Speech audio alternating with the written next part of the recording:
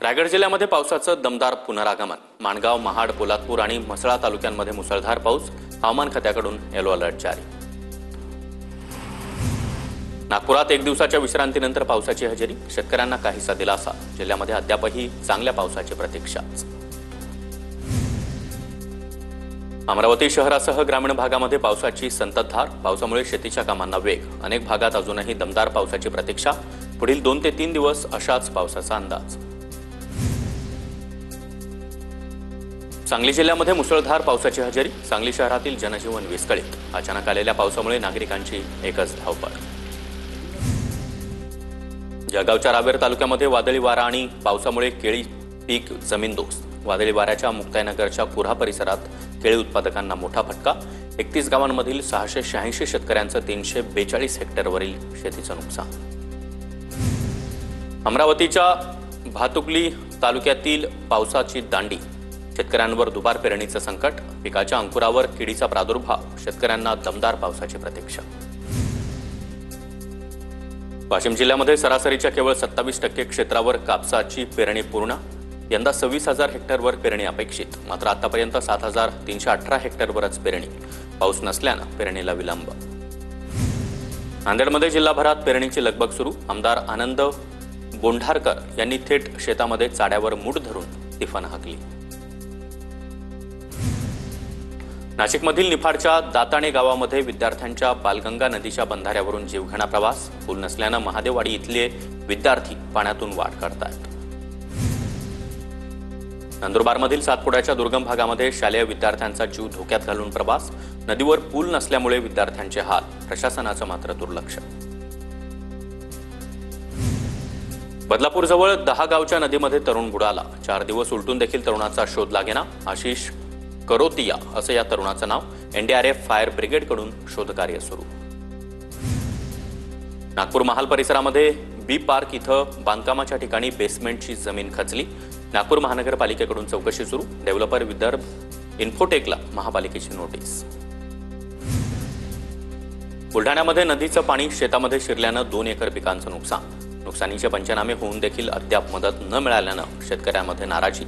प्रशासनाकडे दखल घेण्याची मागणी। सिंधुदुर्गातील आंबोली घाटामध्ये दरीच्या कठड्यावर उभं राहून पर्यटकाचं फोटो सेशन। 3 दिवसांपूर्वीच एक पर्यटक पाय घसरून दरीमध्ये कोसळल्याची घटना। काळजी घेण्याची गरज। आमदार नारायण कुचे यांनी सपत्नीक पंढरपुरात विठ्ठल रुक्मिणीचं दर्शन घेतलं। मंदिर परिसरामध्ये आमदार कुचेंनी सपत्नीक फुगडी खेळण्याचा आनंद देखील लुटला।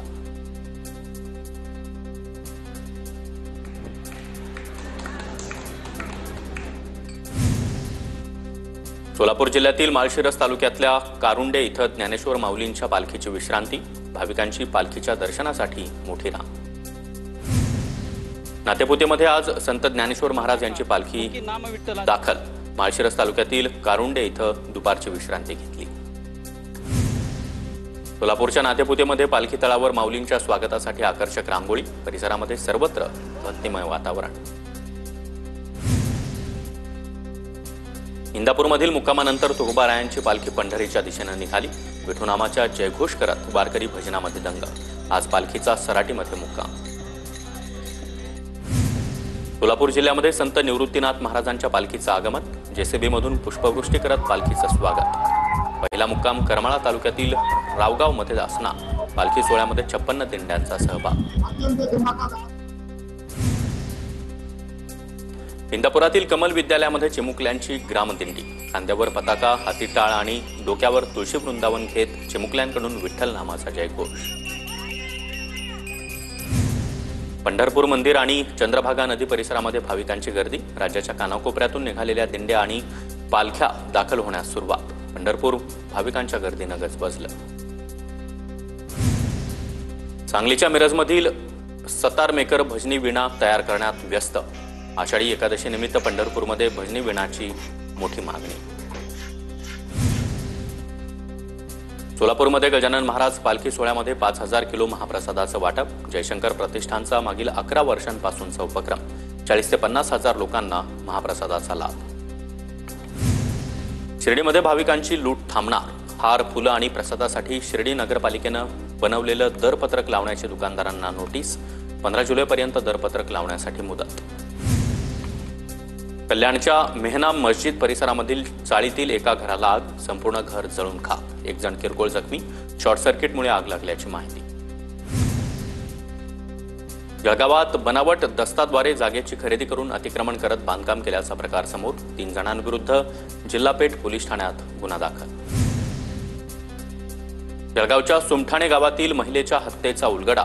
आरोपी अनिल सदाशिव लाटक दागिने चोरण्याच्या उद्देशानं महिलेची दगडानं ठेचून हत्या केल्याची कबुली.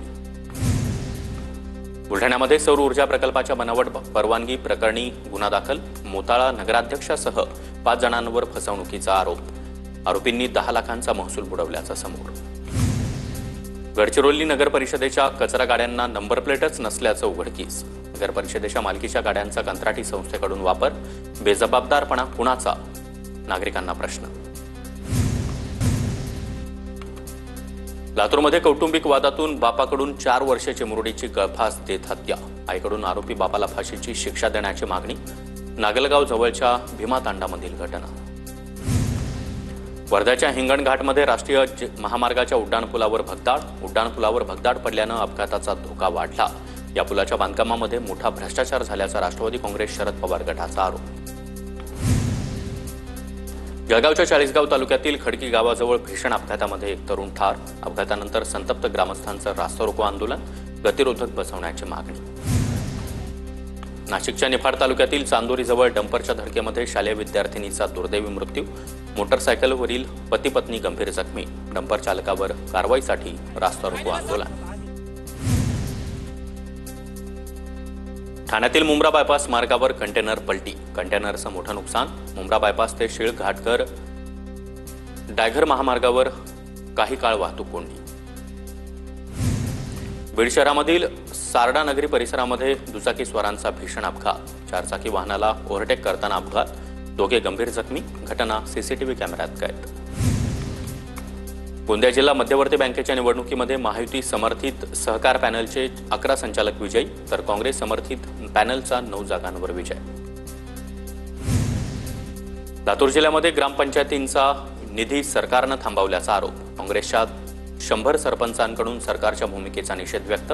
जिल्हा परिषदेच्या मुख्य कार्यकारी अधिकाऱ्यांना निवेदन. जळगावच्या पोस्ट ऑफिसमधील सर्व्हर 3 दिवसांपासून डाऊन. पेन्शनधारक ज्येष्ठ नागरिक ताटकळून उभे. पोस्टामध्ये ज्येष्ठ नागरिकांच्या मोठ्या रांगा.